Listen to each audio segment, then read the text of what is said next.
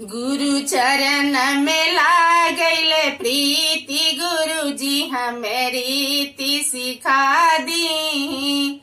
गुरु चरण में लागैले प्रीति, गुरुजी हमें रीति सिखा दी।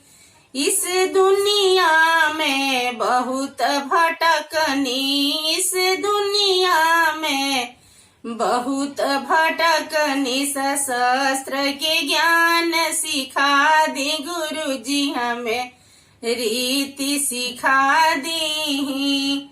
शस्त्र के ज्ञान सिखा दी, गुरुजी हमें रीति सिखा दी।